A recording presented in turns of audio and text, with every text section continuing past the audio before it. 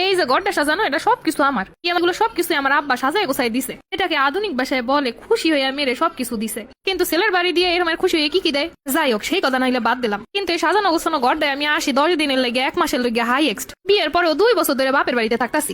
মানে মাইয়া গো কোথাও শান্তি নেই। শ্বশুর বাড়িতে থাকতে গেলে তখন কত ঝামেলা। তার এখন কাম কাজ করো, এইটাই দোষ সেইটাই দোষ, এইটা ভালো না সেইটা ভালো না, কত কথা। ও মা, এদিকে কিছু শাশুড়িরা আবার বাপের বাড়ি রেখে থাকতে খুব পছন্দ করে। মানে এটা ওই গিফটের মতোই আধুনিক একটা পদ্ধতি টাকা বাঁচানোর। কথায় আছে না, সাপও মারবো লাঠিও ভাঙবো না। মানে ওই ছেলে বিয়েও করানো লাগবো, আবার জিনিসপত্র আনানো লাগবো, আবার টাকা পয়সাও খরচ করানো যাইবো না। আবার বাপের বাড়ি থাইকা বিভিন্ন জনের বিভিন্ন কথা শুনবো। কি রে, তো শ্বশুর বাড়ি কি ভালো হয় নাই? স্বামীর কি টাকা পয়সা নাই, বাপের বাড়ি উড়ে রেখে দিছে। এই মনে হয় শ্বশুর বাড়ি গিয়ে সংসার করতে পারে না, লেগে বাপের বাড়ি উঠে বই রয়েছে বিয়ের পরেও। কত ধরনের কথা। ও বৌমা, যাও রান্না বান্না করো, দুপুরের সময় হয়ে গেছে। আমি তো আমার রান্না বান্না করেই খাওয়াইতেছি আপনারে, কিন্তু আপনি তো আমার বাপের বাড়ি রাখতে পছন্দ করেন। এটা তো তোমার ভালো লাগে, কাম কাজ করান লাগবো না, ছোট মানুষ বাপের বাড়িতে থাও।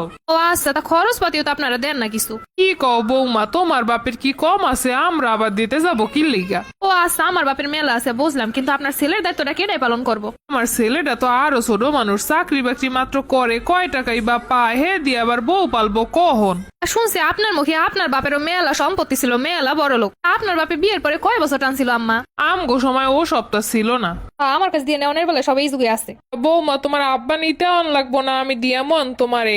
আব্বা নিতে ইলহের খাওয়ান লাগবো না এক দুপার? মানে সব কিছুতে যত সব কিপটামি। শুধু শুধু আপনিও বা কষ্ট করে যাইবেন কি করতে, আমি যাইতে পারো? না না, কি কও তুমি? অল্প বয়সী মাইয়া, তোমার আল্লাহ সাইরে দেওয়া তো ঠিক না। আর তুমি তো হাঁস খাইতে চাইছিলা, আমাগো বাড়িতে তো হাঁস খুঁজলাম পাইলাম না। তোমার বাপেরে কইও একটা খুঁজা বাইর করতে, আমি টাকা দিয়ে দিবো।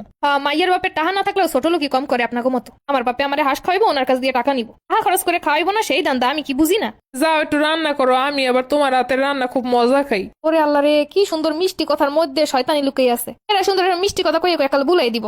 কি বৌমা, ওই দিকে কই যাও? কেন আমার রান্না করতে? ওই দিকে যাও কেন? গ্যাস ফুরিয়ে যাইবো, এখন একটু রান্না করবে, এত গ্যাসে যাওয়া লাগেনি। যাও চুলায় যাও, সুন্দর জাল জলে সুন্দর আনতে পারবো ও জায়গায়। কেউ অবস্থাটা কি? সব হ্যাগো মতো যা চাইবে যেমনে চাইবে সেরমির করণ লাগবে। আমাকে কোনো ইচ্ছা মতামত, আমাকে যুগের লগে কোনো তাল মিলানো কোনোটাই সম্ভব না। আমি চুলায় তেমন ভালো রান্না করতে পারি না। কি কর, রান্না না করলে কি কোনোদিন অভ্যাস হয়? চলো চলো রান্না করবা, দেখবা আস্তে আস্তে অভ্যাস হয়ে যাইব। রান্না করতে কি মজা, চুলায় রান্না করার মতো মজা আর আছে? দোহায় না একটা বন্ধ হইতাছে। আরে দোয়া যাও একটু ঠেলে লই। কি তুমি চুলায় রান্না করতেছো? কি সোহের কি পাওয়ার কম দেখতে পাইতাছো না? দোয়ায় চোখ দিয়ে টপ টপ করে পানি পড়তেছে, নাক বন্ধ হয়ে যাইতাছে। তুমি চুলায় রান্তাইছো কি লেগে? গ্যাস তো ছিল। আব্বা, সব শেখা লাগবো, সব কিছু শিখতে হয়। মহিলা মানুষ আমি শিখাইতেছি ওরে। শেখো শেখো, শেখা লাগবো না? না করলে শিখবা কেমনে? সব মহিলা মানুষের শেখানো লাগবে, আপনাকে কোনো কিছু শেখানোর দরকার নেই। আর আপনারা বিয়ে হইলে ছোট হয়ে যান। আগের যুগের রুলস আছে কি জানো? কি রুলস আছিল? আগে মাইয়ে দেখতে গেলে ফ্যামিলিতে আগে যাই দেখতো, 10-12 দিন আগে না জানায় যাইতো, যাই দেখতো মেয়ের ফ্যামিলি কিরমের, কথা কিরমের, চলন কিরমের, ফেরন কিরমের, সবকিছু ভালোই তো ছিল। মেয়ে হয়েছে সংসারের আলো, মেয়েরা দেখে শুনে না আনলে হইব। জি ঠিক ধরছেন। এখন গো মেয়েরা আগের মতো খ্যাত নাই, এরা সব জানে, এরা অনেক স্মার্ট। কোথায় কেমনে চলতে হইব, কেমনে কথা কইতে হইব সব ভালো বুঝে। তো বর্তমান সময়ে কি উচিত জানো? এলে গো বলা বলা মুখ খান না দেখা ফ্যামিলি দেখানো উচিত আগে। ওলার গোষ্ঠীতে চেষ্টা কেউ আছে কিনা, মুখ লজ্জা চোখ লজ্জা এইসব আছে কিনা, বিবেক বুদ্ধি আছে কিনা, ইয়ে করলে বউর ঠিক মতো খাওয়াইতে পারবে কিনা, পড়াইতে পারবে কিনা, এইগুলাকে দেখে নেওয়া উচিত। মেয়ের বাপে গরিব হইলেও সমস্যা হয় না, মেয়ের বাপের কিছু না থাকলেও সমস্যা হয় না। মেয়েরা ভালো পরিবেশে খুব ভালো মানায় নিতে পারে। তো ঝামেলা তো হয় তখন ভালো একটা ফ্যামিলিতে মেয়ে এনে খেতের মতো চলাইতে ফিরাইতে গেলে। এর থেকে মেয়েগো সম্পর্কে বেশি খোঁজ খবর না নিয়ে ছেলেগো খোঁজ খবর বেশি নেওয়া উচিত এই যুগে। বিশেষ করে ছেলের ফ্যামিলি আগে দেওয়ানের কথা। আগে কথাই ছিল না মাইয়ের ফ্যামিলি যেমন মাইয়াও তেমন, এখন কথা হয়েছে ছেলের ফ্যামিলি যেমন ছেলেও তেমন।